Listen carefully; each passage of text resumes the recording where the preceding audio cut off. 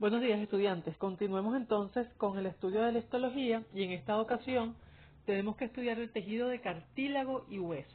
Este es un tejido conectivo especializado y se ha caracterizado o se ha definido por muchos histólogos como un tejido de soporte y sostén. Mi nombre es la profesora Juby Goncalves y iniciemos entonces el estudio del cartílago y hueso.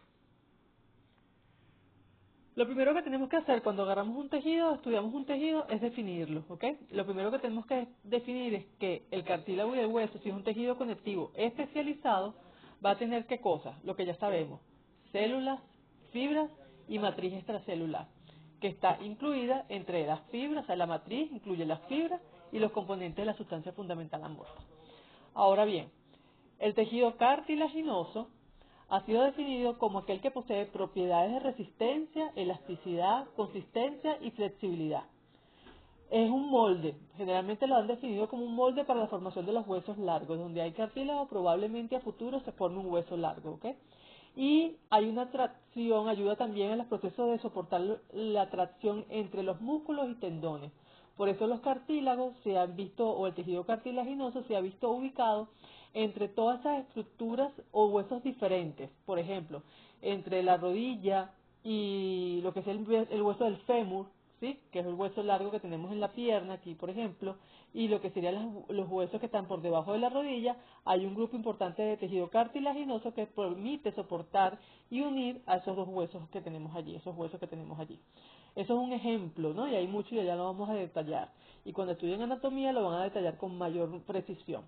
Ahora, en el caso del tejido óseo, sí, es que es el nombre realmente que se le debe dar al hueso, este va a presentar unas características principalmente de dureza, resistencia y mucha rigidez. Él va a tener una función, además de proteger los órganos, va a tener una función también de reservorio de grandes cantidades de calcio, que es un ion sumamente importante, junto con el magnesio, el manganeso y el fósforo en los procesos bioquímicos. Y además posee cavidades, que dentro de esas cavidades se ha visto su importancia en la producción de las células hematopoyéticas.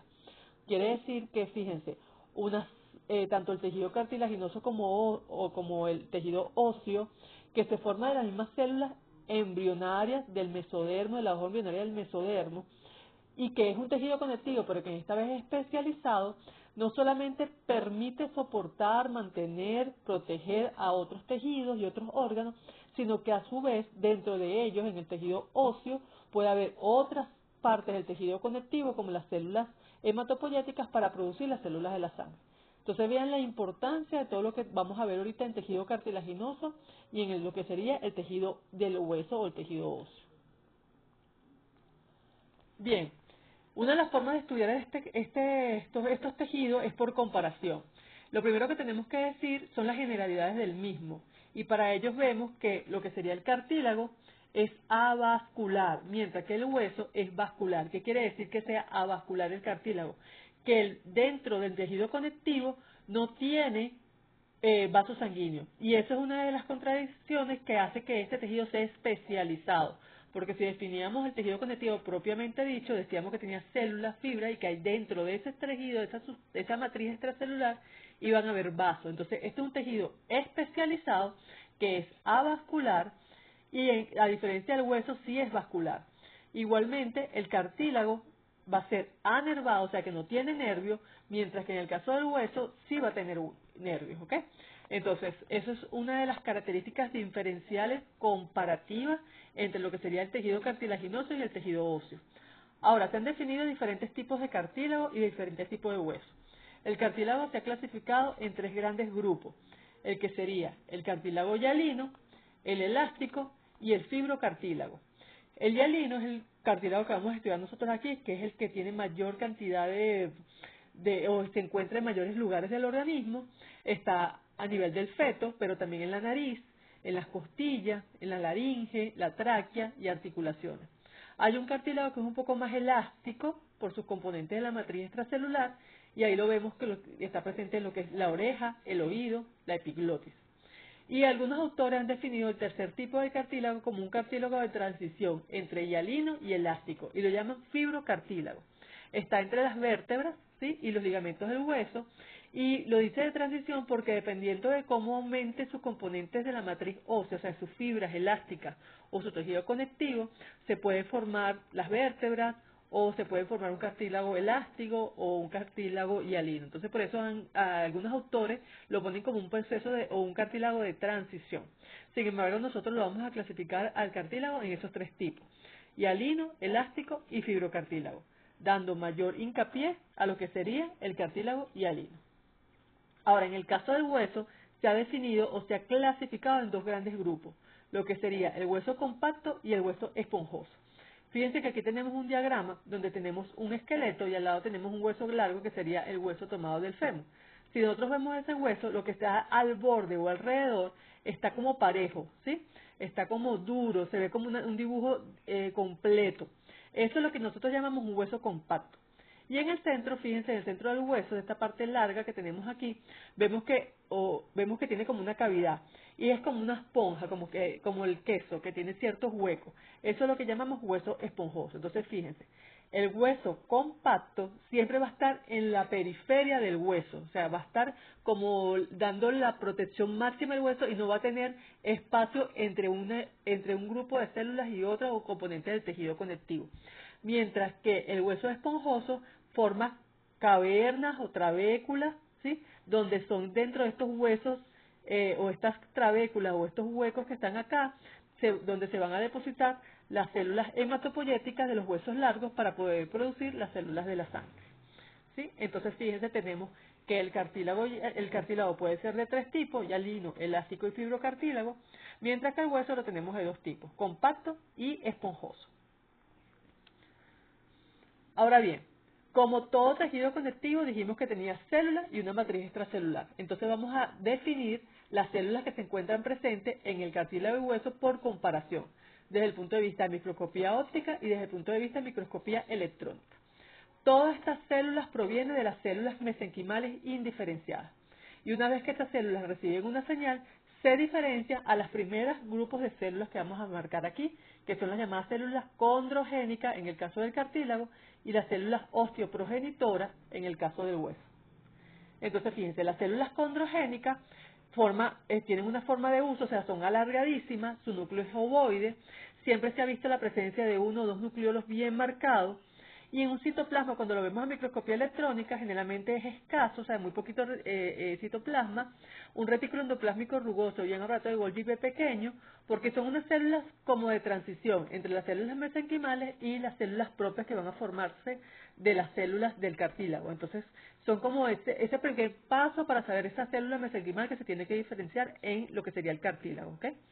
Por lo cual no necesita producir muchas proteínas, ya realmente lo que necesita es dividirse, entonces necesita solamente formar las proteínas necesarias en los procesos de división celular.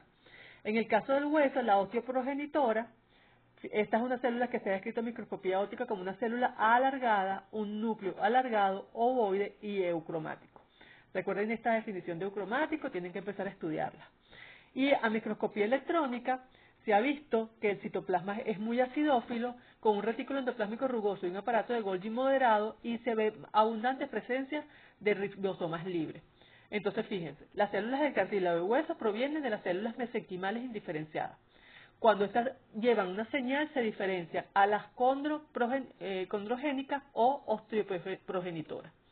Una vez que estas células ya han sido diferenciadas en condrogénicas o osteoprogenitoras, que van a dar origen al cartílago y al hueso, se diferencian en unas segundas células que se denominan condroblasto para el cartílago y osteoblasto para el hueso. Y fíjense que aquí hemos coloreado en azul y en verde dos prefijos que definen a las células, bien sea si estamos hablando del cartílago o si estamos hablando del hueso.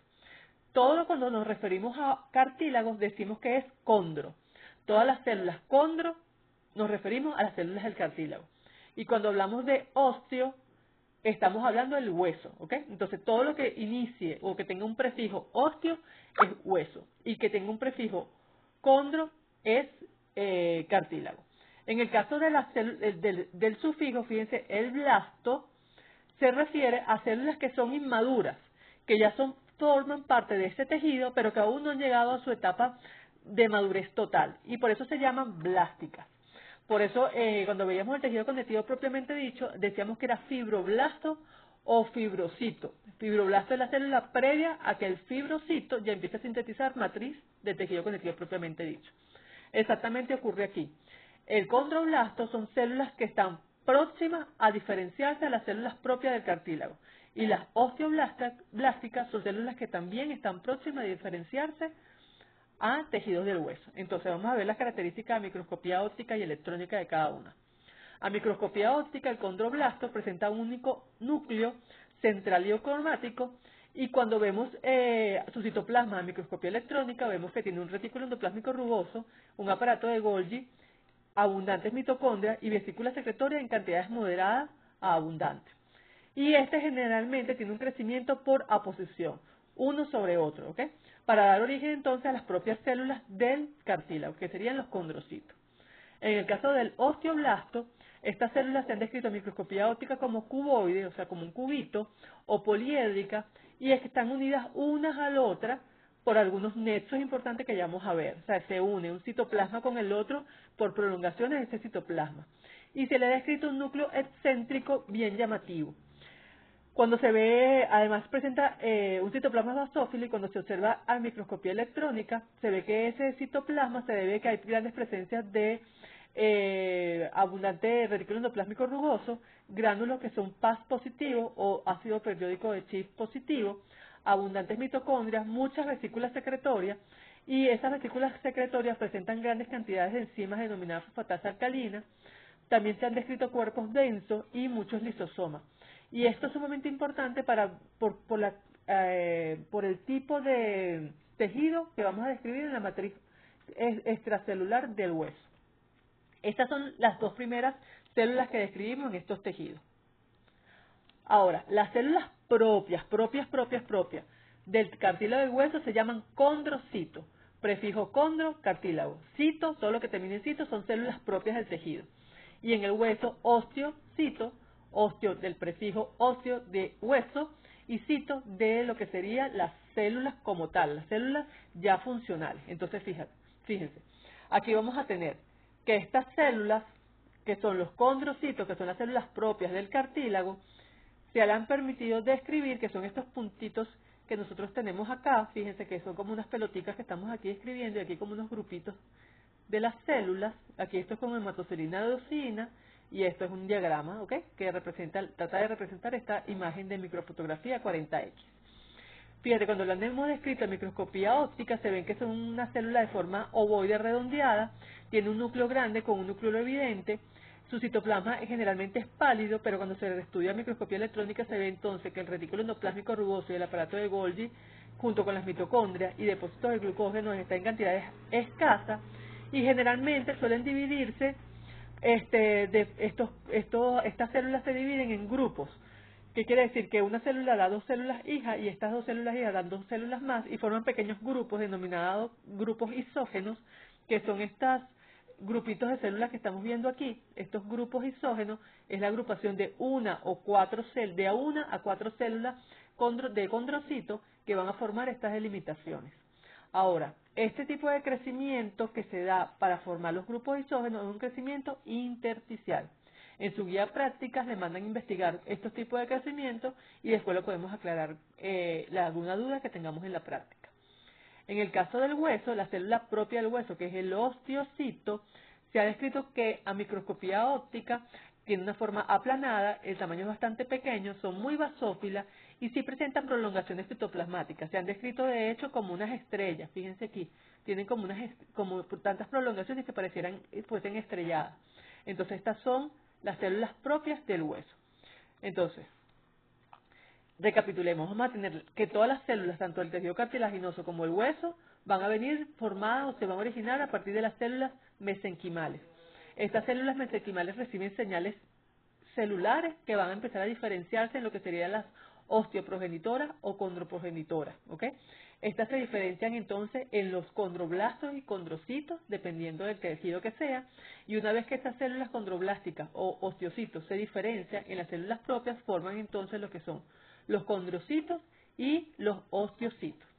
Ahora, en el hueso ya se acuerdan cuando veíamos el tejido conectivo propiamente dicho y estudiábamos los macrófagos, decíamos que ahí habían unas células en el hueso que tenían la capacidad de degradar o destruir o fagocitar. Esas células eran los macrófagos. En este caso, son las llamadas células osteoclastos. Los osteoclastos son los macrófagos del hueso, ¿no sí? Y ellas se encuentran en unas zonas de reabsorción porque el hueso tiene que ir siendo remodelado. Acuérdense que una de las funciones que les mencioné es que el hueso es reservorio de calcio. ¿Qué quiere decir? Que normalmente el calcio es almacenado en el hueso y cuando se requiere tiene que buscar un mecanismo para liberarlo. Entonces estas células como que rayan el hueso para poder liberar esos iones de calcio y son no más que macrófagos que están allí esperando la señal para liberar los niveles, para poder liberar calcio si se requiere. Entonces, desde el punto de vista histológico, estas células que se encuentran en estas lagunas que se llaman Hooft o lagunas de reabsorción, van a tener desde el punto de vista histológico tres características importantes, ¿ok? Que han permitido la polarización de las células. La primera característica es que se van a ver unos bordes fenestrados, que son estos que tienen aquí, fíjense, el que está en contacto directo con el hueso. Son microvellosidades donde tienes a su alrededor grandes cantidades de mitocondrias y lisosomas. Después vamos a tener una zona un poco más clara, que donde vamos a tener grandes cantidades, que es esta zona que está acá, como los bordecitos, que tenemos una zona un poco más clara, que serían zonas que van a tener microfilamentos y no haya organelos en esas porciones. Y una zona vasolateral, ¿sí? Que está en la base y más hacia los lados, que va más para acá, que va a tener, que es la porción que está más alejada del hueso, generalmente lo describen como el polo opuesto al hueso, y es donde se localizan núcleos. Esta es una de las dos células que vamos a estudiar en este semestre que tienen múltiples núcleos. Se han descrito que esta célula puede alcanzar hasta 50 núcleos, ¿ok? Cuando veamos muscular vamos a ver que hay otra célula allí en el músculo que también puede tener, lo que nos habla de que tiene una actividad metabólica muy aumentada, por lo cual va a tener por cada núcleo un aparato de Golgi y retículo endoplásmico rugoso, por cual va a haber no que estén desarrollados, sino que hay en tantas cantidades que hay mucha cantidad de ellos. Por eso se le da a este tipo de célula una descripción de su citoplasma basófilo. Entonces, esta célula no es más, como les dije, al macrófago del hueso y solamente la vamos a conseguir en el hueso. Entonces, rápidamente ya ven los tipos de células que vamos a encontrar en el hueso y en el cartílago. Por ser un tejido conectivo, pero especializado, tiene células y que van a estar fijas siempre en estos tejidos. Ahora estudiemos qué componente tiene la matriz. ¿Te acuerdas que en la matriz hablábamos que tiene fibras y que tiene proteínas asociadas a la sustancia fundamental amorfa más líquido? Exactamente igual ocurre aquí. Vamos a tener fibras tanto en el hueso como el cartílago, colágeno. La diferencia va a ser el tipo de fibras que predomina. En el caso del cartílago, las fibras que predominan son colágenos tipo 2, mientras que en el hueso es colágeno tipo 1. Esta es una pregunta de selección simple que siempre se la colocamos y siempre se equivoca.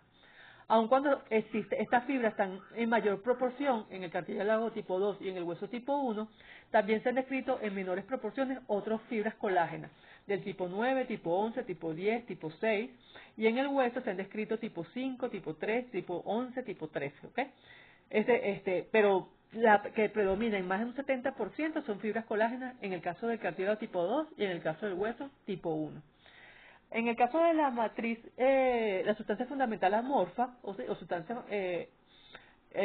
fundamental, vamos a ver que los componentes principales que se generan, que se presentan, van a ser bien diferentes. En el caso del cartílago vamos a tener glucosaminoglicanos generalmente sulfatados, que es por eso la S que tiene al lado. Y del tipo sulfatado que se han descrito es condroitinsulfato y queratansulfato para el cartílago.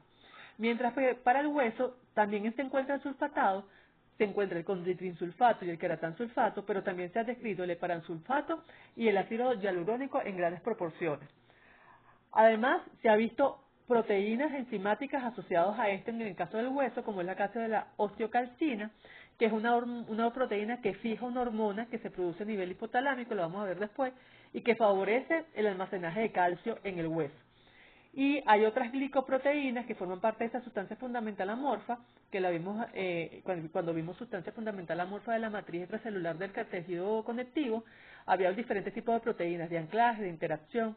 Entonces, en el caso del cartílago, vemos que se han descrito tres tipos principales de glicoproteínas, como la ancorina, la tenasina y la fibronectina. Mientras que en el hueso se han descrito dos principalmente, la osteonectina y cialoproteína. ¿Okay? En el caso de la sustancia fundamental amorfa, hay una gran diferencia entre el cartílago y el hueso. El cartílago tiene ese líquido que va a llenar esos espacios en la matriz extracelular, va a estar representado por el 70-80% de agua. Quiere decir que la sustancia fundamental amorfa del cartílago está contenido un 70 un 80% de agua. Mientras que en el hueso, este porcentaje de agua solamente representa de un 1 a un 5%. Y los principales componentes de esto va a ser fosfato de calcio y cristales de hidroxipatita. ¿Por qué? Porque esta sustancia fundamental amorfa en el hueso se encuentra calcificado, o sea, está duro, está cristalizado, ¿okay? Y eso es lo que le da su consistencia de soporte importante. Para recordar un poquito lo que vimos antes, fíjense, aquí tenemos la estructura de unión de los glucosaminoglicanos sulfatados a los proteoglicanos. Recuerden entonces que esas estructuras de la matriz está unida por una proteína que es rígida, es un polisacárido glucosaminoglicano, que en este caso es ácido hialurónico, formado por esos sacáridos repetidos una y otra vez, que está delimitado con esta línea azul.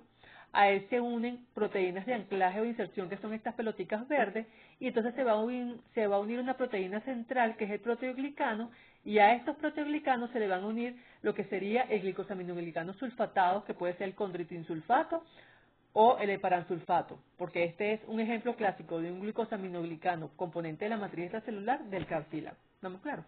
Esto para recordar, ya esto lo vimos en tejido conectivo.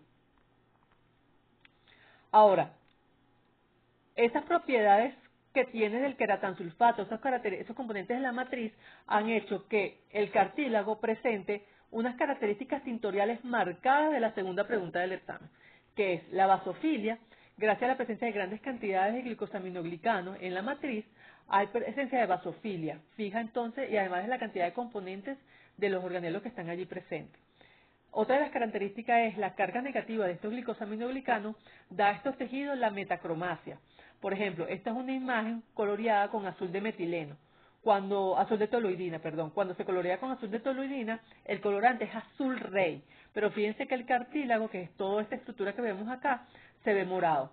Entonces, esa metacromacia, que no es más que el cambio de color que va a tener un tejido al entrar en contacto con un colorante, ¿sí? El colorante al entrar en contacto con un tejido que tiene una composición química específica, varía su color o varía el color que presenta el colorante. Entonces, eso es lo que se denomina metacromacia. Y además, estos glicosaminoglicanos que son sulfatados en grandes proporciones, que están aquí en el cartílago, permiten entonces que den reacciones positivas histoquímicas como del PAS y de azulalcia. Entonces, estas son las tres características tintoriales marcadas de lo que sería el tejido cartilaginoso. Ahora bien, hablábamos que el cartílago es avascular, o sea que no se nutre. Fíjense que en esta diapositiva, que es la misma que les mostré antes, todo esto que tenía aquí sería el cartílago, donde están las propias células del cartílago y los grupos isógenos. Pero ellos no tenemos vasos sanguíneos, por lo cual va a haber un tejido conectivo, que es el tejido conectivo denso, donde hay mayor cantidad de fibras que células, que es el que va a nutrir a este cartílago. Ese tejido conectivo denso que va a estar rodeando el cartílago se le denomina pericondrio. ¿Okay? ¿Qué característica tiene ese pericondrio? Bueno, se han descrito dos capas, una que está en contacto estrecho con lo que sería el cartílago y uno que está en menos contacto o más a la periferia de lo que sería el cartílago. ¿Sí? Esa capa interna o condrógena va a tener principalmente las células condrogénicas y grandes cantidades de vasos sanguíneos, mientras que la zona más externa o fibrosa va a tener mayor cantidad de fibras colágenas y fibroblastos, y va a ser el sostén de los vasos sanguíneos y nervios, por donde entran los vasos sanguíneos y nervios, pero realmente es en esta zona interna donde esos vasos sanguíneos y nervios van a poder vertir su nutrición. En el caso del hueso es diferente, porque el hueso sí tiene inervación y entran los nervios, ¿ok? Entonces, sin embargo, hay un tejido conectivo que va a rodear el hueso. Fíjense que esto es un tejido anatómicamente hablando y se le levanta como un pellejito, como una capita. Ese pellejito capita es lo que se llama periósteo. Y ese periósteo permite entonces recubrir todo lo que sería el hueso. Y a través de ese periósteo es que puede entrar, ¿qué cosa? Ah, bueno, puede entrar los vasos sanguíneos. Entonces, va a tener ese periósteo, histológicamente se ha descrito como una capa externa fibrosa. La parte interna que está en contacto directo con el hueso va a tener una porción osteogénica, o sea, van a ser donde están las células osteoprogenitoras, y cuando se involucra ese tejido conectivo con lo que serían los vasos sanguíneos, se ha descrito como fibra de Charpey, que va a estar rodeando lo que sería el periósteo por fibras colágenas. Va a penetrar a la matriz y se van a fijar en el periósteo a la superficie interna de los huesos, ¿ok? Eso cuando entra en el hueso, entonces ya ese periósteo deja de llamarse periósteo y se llama endoosteo. Entonces aquí lo que tenemos es una coloración con hematocilina eosina. Fíjense que el hueso no tiene esas capacidades tintoriales que describimos en el cartílago. Y lo que tenemos entonces es, fíjate, este sería el hueso compacto, este sería el hueso esponjoso, aquí hay trabécula, por eso le ponen aquí médula ósea. Y esto que es lo que sería aquí, el hueso como tal. Este tejido fibroso que está aquí, que es un tejido conectivo denso, es lo que sería el periósteo, ¿ok? Y este tejido del periósteo, cuando entra y está más cercano a lo que sería la porción esponjosa o trabecular, sería el endoosteo. Fíjense que ese proceso de que uno sea vascular y otro sea vascular permite entonces que las células de ese tejido conectivo especializado del cartílago de hueso se organicen diferentes.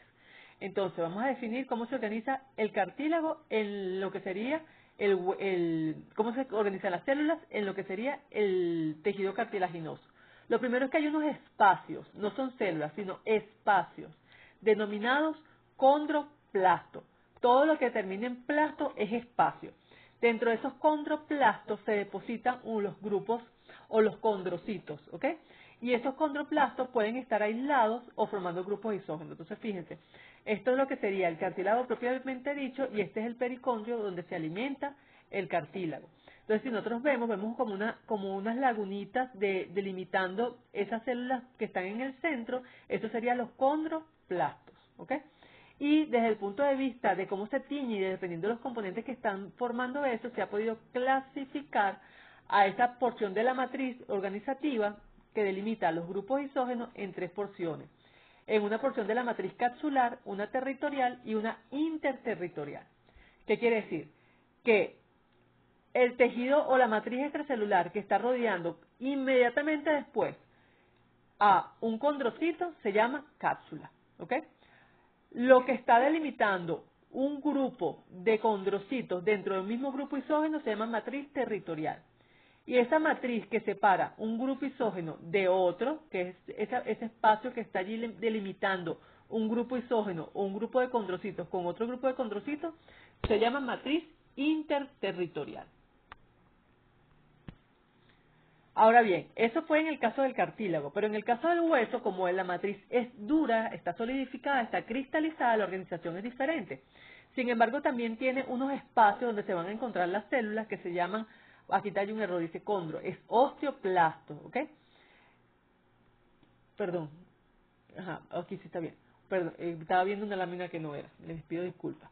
Aquí hay una matriz que tiene espacios o lagunas. Esos espacios donde van a estar las células propias se llaman osteoplastos.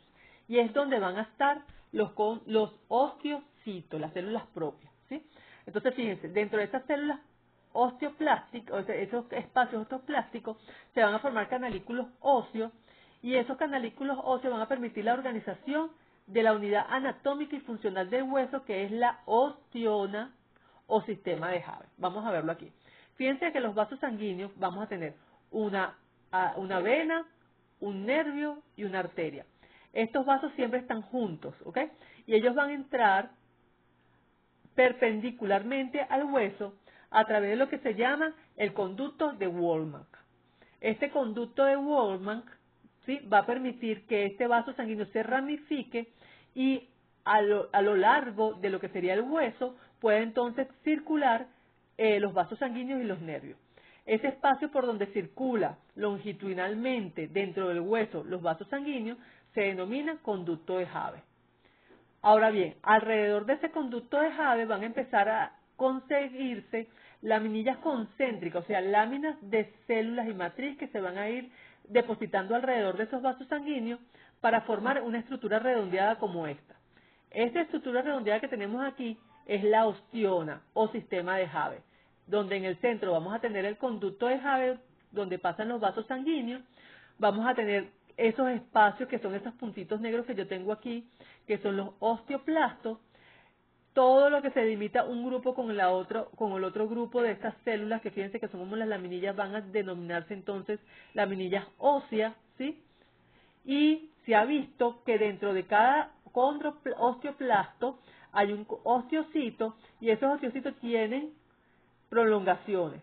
Estas prolongaciones van a comunicarse un osteocito con otro. ¿Por qué? Porque tienen que abrir canales, porque acuérdense que todo eso que está anaranjado ahí va a ser la matriz y va a ser solidificado. Entonces, a través de esos canales, un osteocito se puede comunicar con otro, y es lo que se ha llamado canalículos óseos, ¿ok? Canalículos óseos. Ya lo vamos a ver en otra lámina. Fíjense aquí. Fíjense que tenemos el centro. Aquí, esto sería la ostiona. En el centro donde están los conductos de Haber. Tenemos alrededor del conducto de Haber las laminillas concéntricas, que van a ser donde se van a ir agrupando, organizando los osteocitos en los espacios que serían osteoplastos, con P. Y para comunicarse una laminilla con otra se van a establecer los canalículos óseos, ¿sí? Ahora fíjense, en los cortes histológicos que nosotros tenemos en la cátedra, cuando se hace el procesamiento histológico, los osteocitos son eliminados y solamente me quedan los espacios, ¿ok? Por lo cual nosotros vamos a saber que teóricamente ahí debió haber habido un osteocito, pero físicamente ya no se encuentra, solamente está el espacio. Entonces es importante que tengamos en consideración ese factor. Para concluir, aquí tenemos entonces lo que serían las imágenes que ustedes van a ver en el laboratorio, donde tenemos una imagen de cartílago. Esto es una reacción histoquímica de paz o paz positivo. Fíjense las células que van a una reacción positiva de paz. Todo esto es cartílago. Fíjense las células cartilaginosas, cómo están ahí, cómo están los grupos isógenos establecidos. Y esto que tenemos así sería donde se va a nutrir, o el pericondrio, ¿sí? Esta estructura que tenemos aquí al lado, que es del hueso, va a ser la ostiona, unidad anatómica y funcional del hueso, donde vamos a tener en el centro el conducto de Haber, las laminillas concéntricas, donde van a tener los espacios o los osteoplastos con P, ¿sí? Formando las laminillas concéntricas, y alrededor de entre una laminilla concéntrica y otra, y los espacios de los osteoplastos, se van a ver los llamados canalículos óseos, donde se van a formar entonces, donde se va a comunicar un osteocito en estando in vivo con otro. Ahora fíjense que la ostiona es delimitada. Aquellos canalículos óseos que están en la última línea de la formación de la ostiona, ellos no se comunican entre una ostiona y otra, sino que esos canalículos vuelven otra vez a la ostiona y lo han denominado canalículos recurrentes. En esta diapositiva, en algunas se pueden ver, fíjense aquí los canalículos recurrentes. Fíjense que la ostiona está delimitada y debe comunicarse una con otra, es como si volviera a formarse como un lacito hacia adentro, ¿ok? Entonces, estos se llaman canalículos recurrentes, porque vuelven a la ostiona. Una ostiona y otra no se comunica, la única forma de comunicación es a través del conducto. Entonces, bien, hasta aquí sería el tema del primer parcial. Acuérdense que este es un tema largo, hay un tema que deben hacerlo por comparación, para que puedan comparar unas células con otras, el cartílago del hueso y los componentes de la matriz extracelular. Y yo les estaré facilitando en el transcurso de la semana una guía práctica que les ayudará a ustedes a poder estudiar este tema. Espero que hayan entendido. Cualquier pregunta o sugerencia, recuerden entonces el correo histologiaucb@gmail.com, o a través de Telegram podemos contestar sus preguntas. Cualquier cosa, estamos a la orden.